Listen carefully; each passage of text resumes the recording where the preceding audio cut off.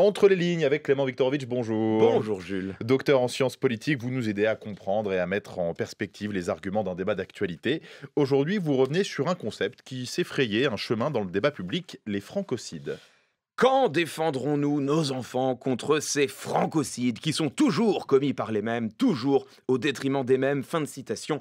Voilà comment Éric Zemmour a réagi sur Twitter lundi dernier, à l'instant où a été rendue publique la nationalité de la meurtrière présumée de la petite Lola.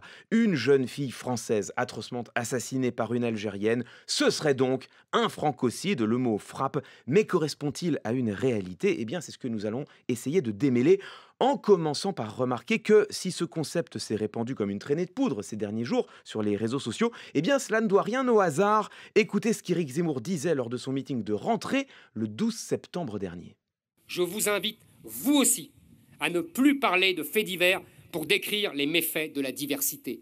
Le tabassage, le viol, le meurtre, l'attaque au couteau d'un Français ou d'une Française par un immigré n'est pas un fait divers. C'est un fait politique que j'appellerai désormais francocide.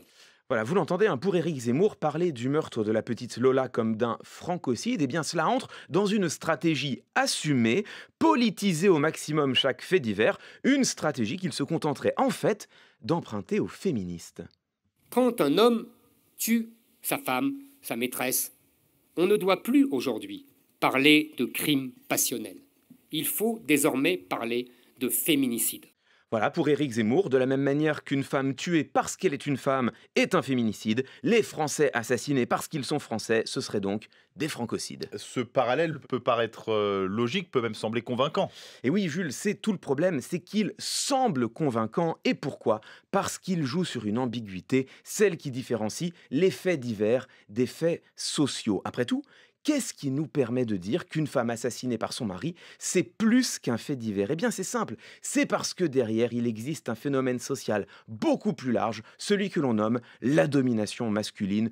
Une domination qui se décline partout dans notre société. Les femmes sont aujourd'hui encore moins payées que les hommes. Elles occupent moins de postes de pouvoir. Elles constituent l'immense majorité des victimes d'agressions sexuelles et l'immense majorité des victimes de violences conjugales. Le meurtre d'une femme par son conjoint n'est donc jamais qu'un fait isolé, c'est au contraire l'ultime traduction d'un phénomène beaucoup plus large, et c'est en ce sens qu'il est possible d'en parler comme d'un fait politique, un fait que nous devons pouvoir nommer par ce terme, féminicide. Et il n'en va pas de même pour les francocides? Eh bien non, et pourtant c'est ce que prétend Éric Zemmour. Cette délinquance qui est en vérité bien plus qu'une simple délinquance, mais est bel et bien une colonisation par la violence, une guérilla urbaine, une conquête de territoire, un terrorisme du quotidien, un djihad du coin de la rue qui chasse les Français de souche au profit de nouveaux habitants.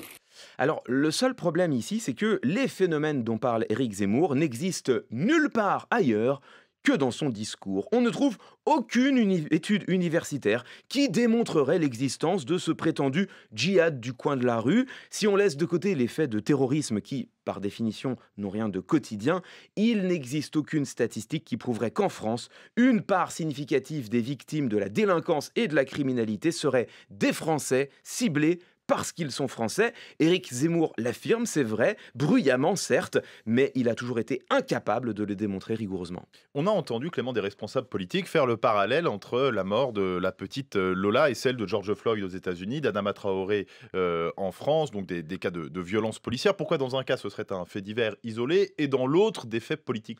Eh bien Jules, c'est exactement le même raisonnement. Il existe dans notre société un racisme systémique, il faut le dire, qui a été documenté à maintes reprises. Les études, notamment les études du Défenseur des droits, prouvent que, à profil équivalent, les personnes d'origine africaine ou maghrébine ont plus de difficultés à être embauchées, elles ont plus de difficultés à trouver un logement et elles ont beaucoup plus de chances d'être contrôlées par la police. C'est la raison pour laquelle, quand le producteur de musique Michel Zecler, par exemple, est passé à tabac par des policiers, ça n'est pas simplement qu'une bavure isolée, c'est bien le paroxysme d'un fait social beaucoup plus large. Voilà où se situe toute la différence. Les féminicides et les violences policières traduisent des rapports de domination qui sont étudiés depuis des décennies par la recherche universitaire et se retrouvent, hélas, dans toutes les statistiques.